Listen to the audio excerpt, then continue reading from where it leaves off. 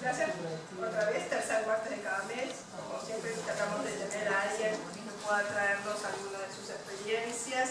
Hoy contamos con la doctora Celina Zaragoza, es médica del Centro Respiratorio del Hospital de Niños Ricardo Gutiérrez, neumonóloga pediatra del Sanatorio de Las Lomas, Sociedad Anónima, es neumonóloga pediatra y subinvestigadora de CEMIC.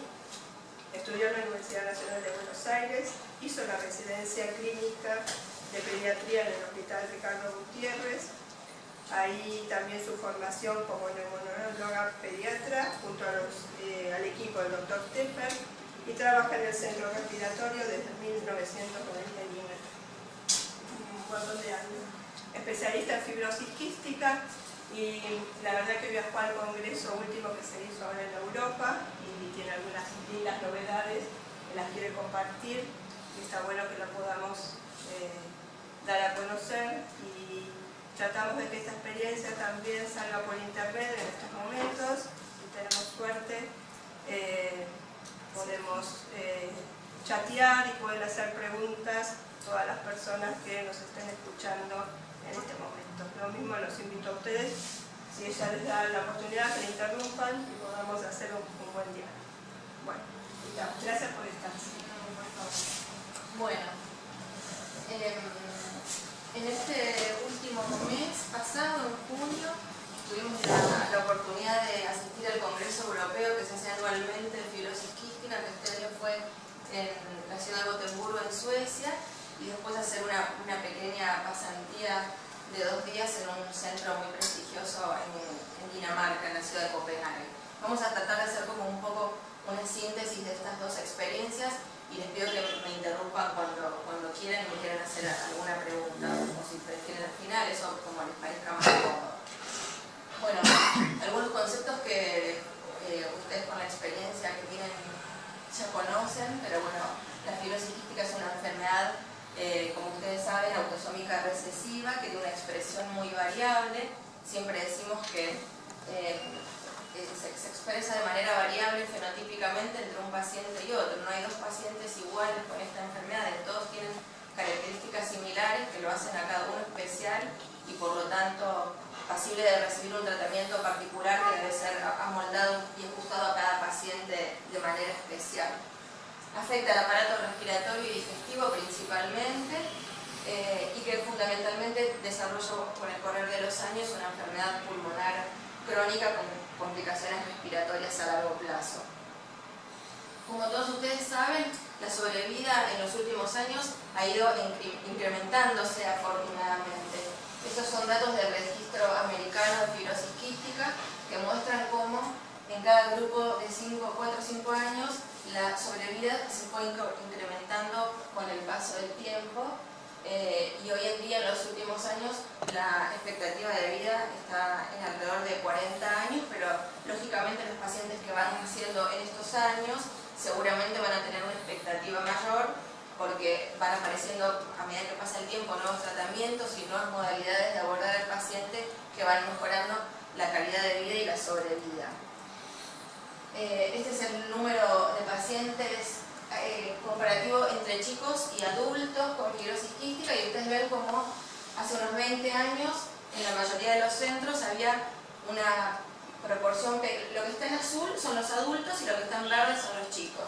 Entonces, hace unos 20 años había una pequeña proporción de pacientes adultos y en la mayor parte de los centros tenían fundamentalmente niños. Esta es una enfermedad que primariamente aprendemos a manejar los neumonólogos pediatras. A medida que va pasando el tiempo, por suerte cada vez los pacientes viven mucho más años, entonces cada vez van habiendo mayor proporción de pacientes adultos en los centros. Y hoy en día, en el gráfico, en este extremo a la derecha del gráfico, ven cómo más o menos hay casi partes iguales, un 50% de niños y de adultos en la mayor parte de los centros. Y esto es porque los pacientes viven mucho más años.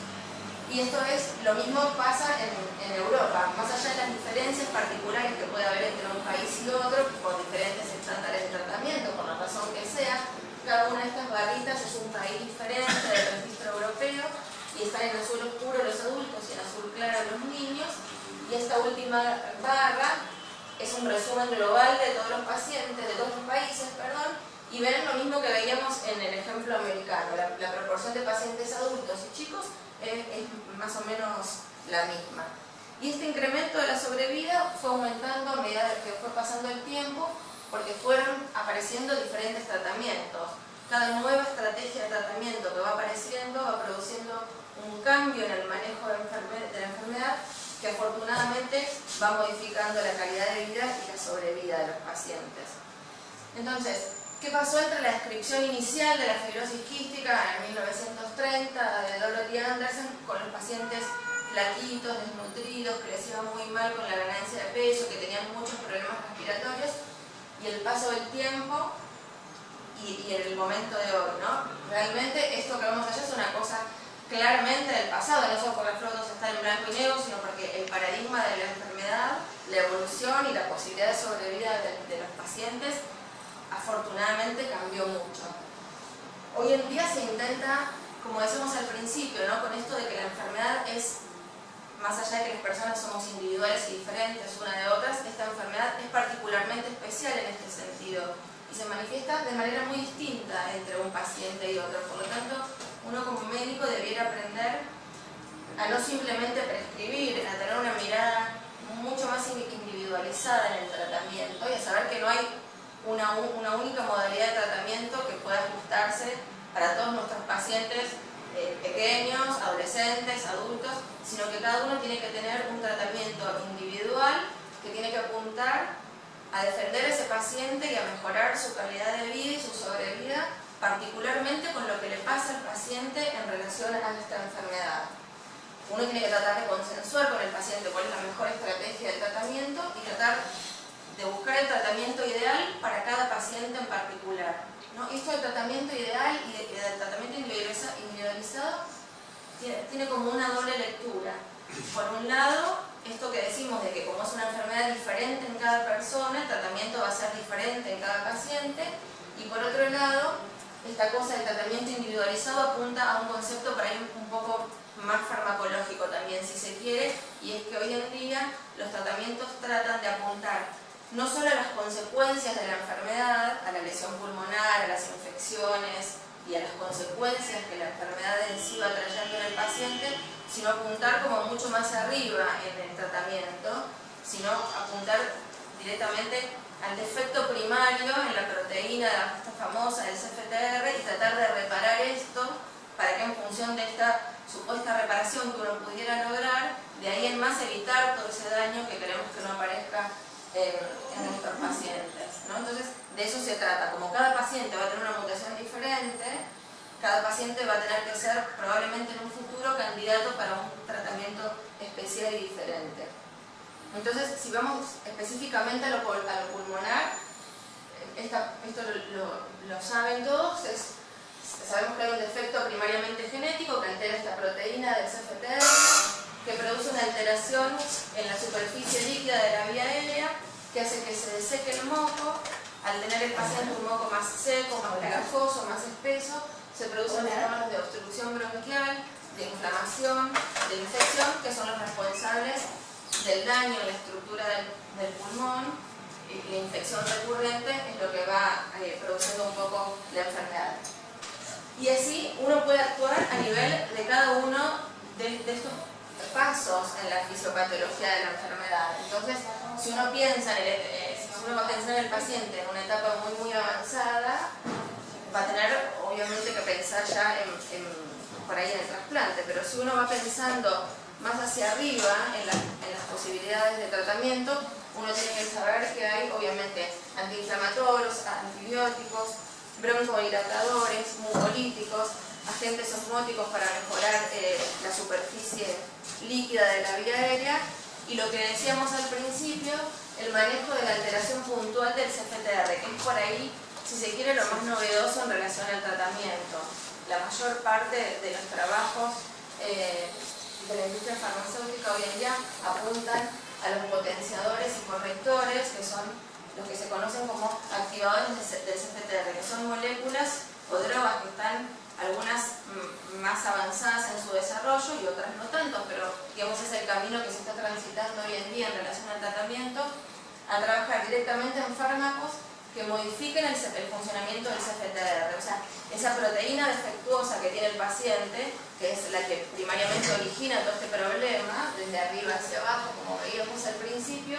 Si uno pudiera tratar de recuperar el funcionamiento de esa proteína, uno pudiera hacer que el problema se corte acá de alguna manera y evitar que de acá hacia abajo vayan apareciendo todas estas complicaciones. Entonces, hoy en día el tratamiento apunta fundamentalmente a los antibióticos para los pacientes que ya tienen transitado su camino de alguna manera en esta enfermedad, pero sobre todo los activadores del CFTR para los pacientes que son candidatos a corregir el defecto de esta proteína. Y esto es para esto es importante saber que estos activadores del CFTR lo que van a hacer es mejorar el funcionamiento de la proteína eventualmente y hacer que esto se frene de acá en más, o sea, desde el momento en el cual el paciente empiece a recibir este supuesto tratamiento, que después vamos a ver un poquito más en detalle de qué se trata. Con lo cual, uno tiene que hacer que cada paciente, que cada persona llegue de la mejor manera posible a su oportunidad de recibir este tratamiento activador del CFTR.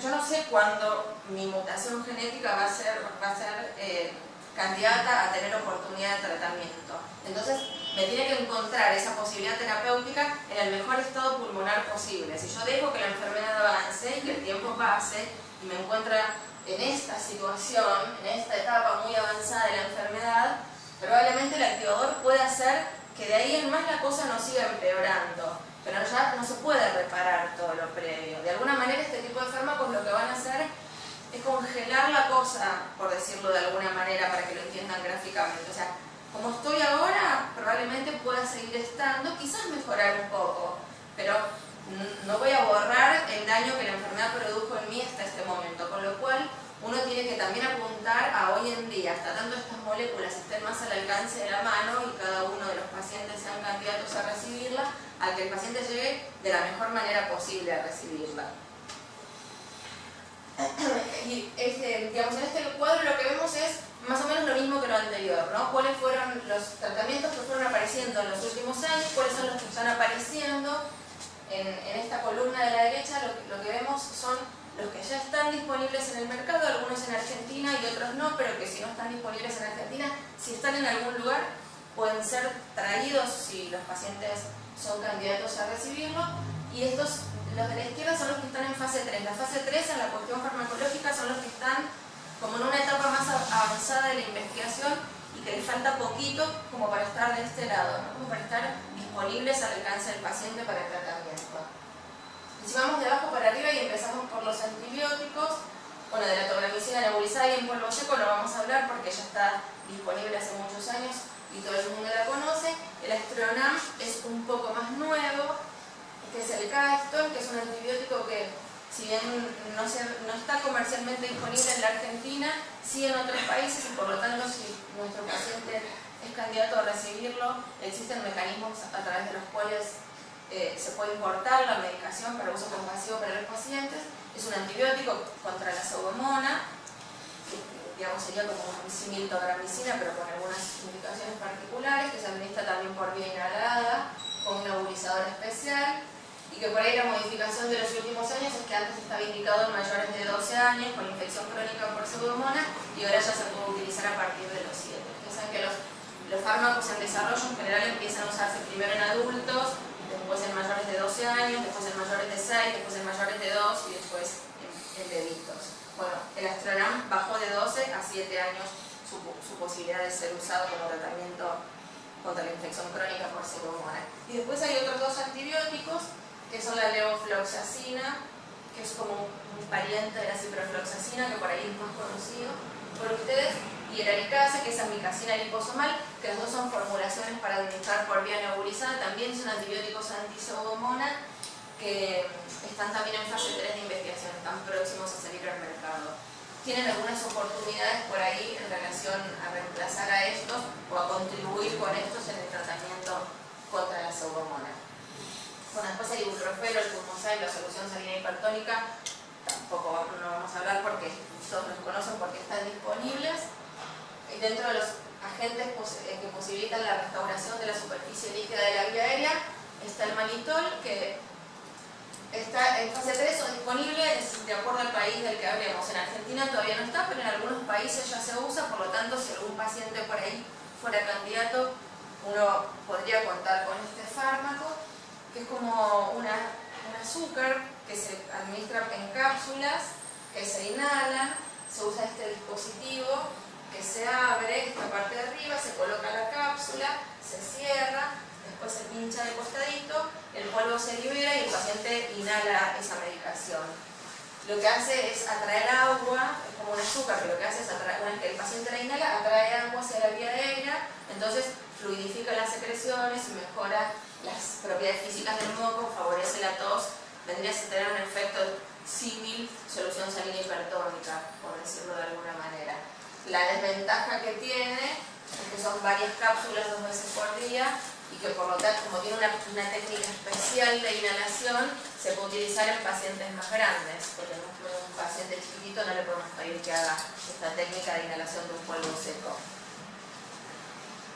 Y después, por último, los famosos moduladores o activadores del CFTR, que el que ya está disponible, que seguramente ustedes escucharon nombrar, es el Ivacaftor, que el nombre desde el punto de vista molecular antes era X770, que es el Canideco, que es un activador del CFTR que está disponible desde hace algunos años, que tiene una parte buena y una parte mala. La parte buena es que se administra por vía oral, es muy fácil, es un comprimido que se da cada 12 horas, mejora la función pulmonar, disminuye el riesgo de exacerbaciones, los pacientes aumentan mucho de peso y realmente disminuye muchísimo los síntomas respiratorios.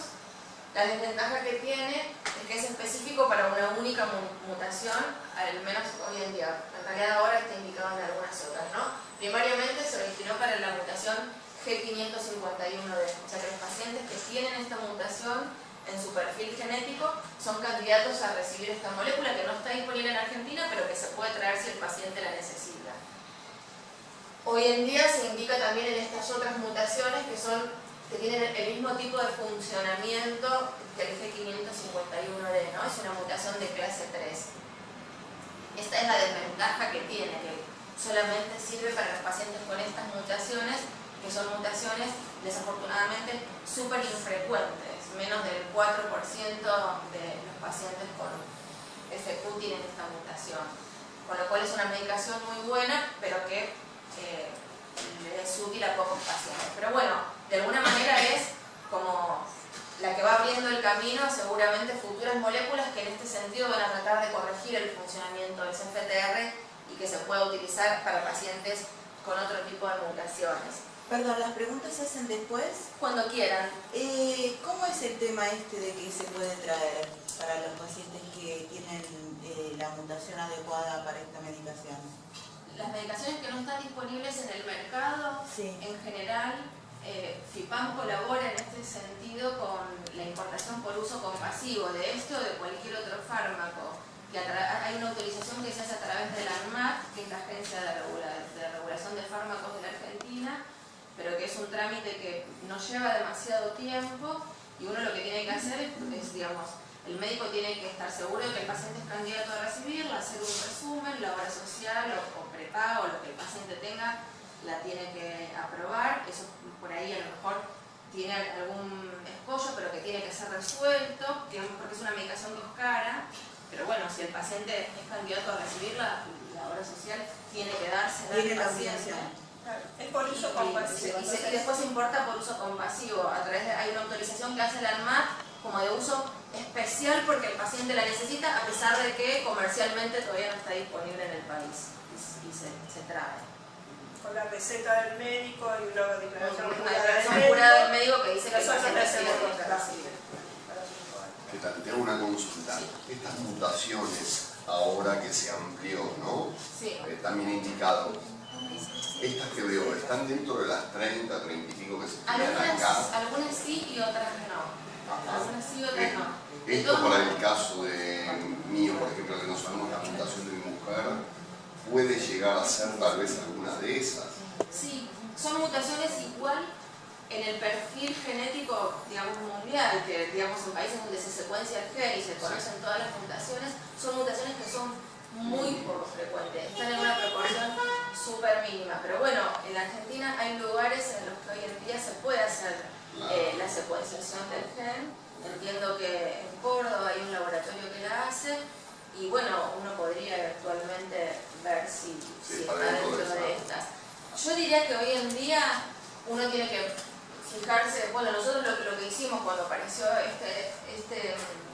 esta molécula fue revisar en los moleculares de todos nuestros pacientes, a ver si todos los que tenían genético negativo o delta F508 y el otro desconocido, entre las que se habían buscado la G551D, porque ustedes saben que, digamos, a medida que va pasando el tiempo, ahora se buscan 32 mutaciones en la mayor parte de los laboratorios, pero antes se buscaban menos, o quizás depende de lo que la obra social autorice, ¿no?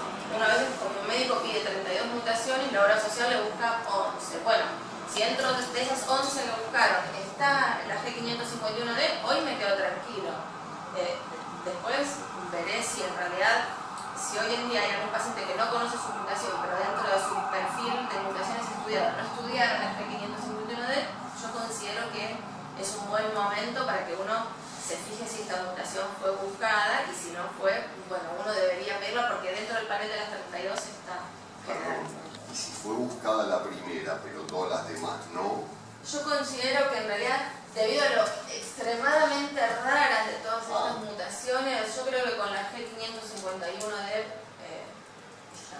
es suficiente.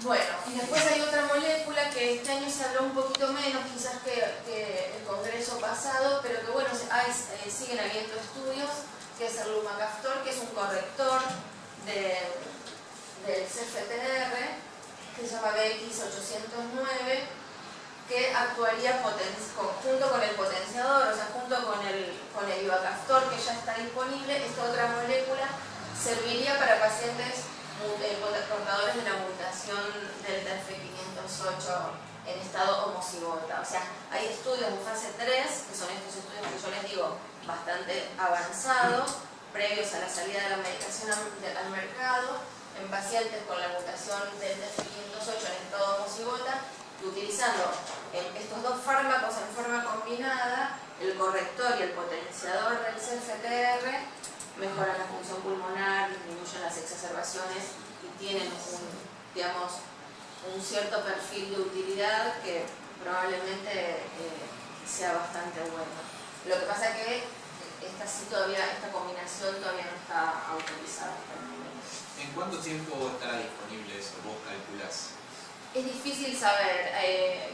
Leí por ahí que la compañía farmacéutica tenía pensado hacia fines del 2014 presentar el lumacaftor para su aprobación en la FDA en Estados Unidos. Así que después los tiempos depende de las agencias regulatorias, pero yo creo que a lo mejor en un año y medio probablemente puede estar disponible.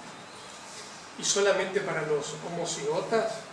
¿Delta F508? Yo creo que inicialmente sí, pero muy probablemente después. Normalmente estos estudios empiezan así, digamos, con el perfil, digamos, con el perfil de pacientes que seguramente va a beneficiarse con la medicación. Una vez que esto está probado y que funciona de manera correcta, uno va tratando de extender su uso con otras posibilidades como un poco más flexibles en cuanto a las indicaciones. Así como el anterior veíamos que al principio salió solo para el G551D y ahora apareció para otras mutaciones, probablemente con el paso del tiempo a lo mejor se pruebe también en pacientes heterocigotas, o sea que tienen un solo alelo del F508. Esta mutación es mucho más común, ¿no? Sí, esta es la más común de todas. Esta es la más común de todas, por eso esto es como bastante importante, digamos, más importante. ¿Por qué decías que como que va a mejorar si no es la terapia génica, ¿por qué decís que va a mejorar simplemente? Si el problema de la enfermedad es la proteína, Lo que pasa, sí, entiendo, no mejorar y no resolver. No del todo, pero digo, si el problema, entendido que la G508 es sí. que no la produce correctamente, si esto la corrige, ¿por qué corrige el funcionamiento de la proteína, probablemente la corrección del funcionamiento de la proteína, digamos, tiene como varias explicaciones tu pregunta. Probablemente una sea que la corrección del funcionamiento no sea al 100%, por un lado. Y por otro lado, es que como yo les decía hace un rato, la medicación empieza probándose en adultos, en mayores de 12, en mayores de 6. Todavía no hay estudios en bebitos diagnosticados por pesquisa neonatal y que tengan la mutación del TF508 en estado homocigota. Cuando sí la aplicación sea en este tipo de pacientes, probablemente uno vea una posibilidad de funcionamiento un poco más concreta y un poco más importante, como a vos se te ocurre pensar. Si yo tengo que empezar a usar una molécula en pacientes mayores de 12 años, es probable que el paciente que tiene 12 años con este tipo de mutación ya parta de un estado funcional que no sea el óptimo, no sea el 100%, no esté perfecto, con lo cual va a mejorar, pero lo va a congelar con ese. Claro, pero lo que el daño que se produjo hasta ese momento, me parece que por ahí me gustaría que el mensaje más concreto sea este, ¿no? Uno es saber que se está trabajando en este sentido, en medicación, como para corregir el problema más arriba. Y otra es saber que nuestros pacientes tienen que esperar esta medicación de la mejor manera posible. O sea que el paciente no tiene que estar relajado esperando que la... Sé que no sucede de esta manera, ¿no? Por supuesto, pero es como para decirlo gráficamente y que se entienda. Uno tiene que estar esperando la medicación para que el paciente lo encuentre de la mejor manera posible, porque ustedes saben que la injuria pulmonar, por ejemplo las bronquiectasias, que no sé, ese tipo de lesiones que aparecen más o menos a partir de los 3 años, ¿no? de vida de los pacientes, que son esos pequeños quistes o agujeritos que aparecen en el pulmón. Eso por definición, una vez que se produce, no se va más. Entonces, la medicación probablemente haga que no aparezcan nuevas lesiones con estas características, pero las que ya están no las va a corregir. Entonces, el paciente tiene que, digamos, y el médico con su paciente, utilizar todas las estrategias posibles para que llegue de la mejor manera posible a recibir la medicación el día que aparezca, según su perfil genético. Perdón, tengo una más, que vuelvo para atrás un segundo. La diferencia entre el Caiston que mencionaste y la toramicina, ¿cuál sería? No, son antibióticos que tienen la misma indicación hoy día, ¿no? Son antibióticos que se usan para pacientes con infección crónica por pseudomonas. Hay algunos estudios comparativos entre uno y otro, no demasiados. Probablemente el paciente candidato podría ser o paciente que no demuestra buena respuesta al tratamiento con tobramicina, o el paciente que tiene infección crónica, por ello lo pensaría, ¿no? Médicamente en este sentido, que tiene infección crónica y que quizás en el mes off, o sea en el mes de descanso de la tobramicina, no llega a estar bien desde el punto de vista de los síntomas. Ustedes saben que a veces el paciente el mes que está con tobramicina está mejor y el mes que le toca descanso por ahí decae un poco. Bueno, ese mes a lo mejor ahí buscar la posibilidad de incluir otro antibiótico, que en algunos pacientes puede ser clorexidina, en algunos pacientes podría ser esto. Hay centros que usan la tobramicina de manera continua. Bueno, son como distintas estrategias de tratamiento. Bueno, y después alguna comunicación hubo en función de la taluren, que es una molécula que también está hace unos años en evaluación, que es para los portadores de las mutaciones sin sentido, que son las de clase 1, que son todas las que terminan en X. Pero también son estudios que están todavía en fase 3, fase 2, 3. No está disponible todavía en ningún lugar. Las mutaciones sin sentido son, por ejemplo, la G542X, que después de la delta F508 es la más frecuente, y todas aquellas que terminan en X. Serían futuros candidatos a este tipo de moléculas. Bueno, y después les quería contar esto que me pareció interesante, que es el Congreso, la Sociedad Europea de Fibrosis Quística, que anualmente da varios premios a investigadores destacados en el trabajo contra esta enfermedad, y este año uno de los premios fue para el doctor Eitan Keren, que es un pediatra neumonólogo que trabaja en Jerusalén, en un centro súper distinguido, con un funcionamiento posicionamiento muy muy bueno.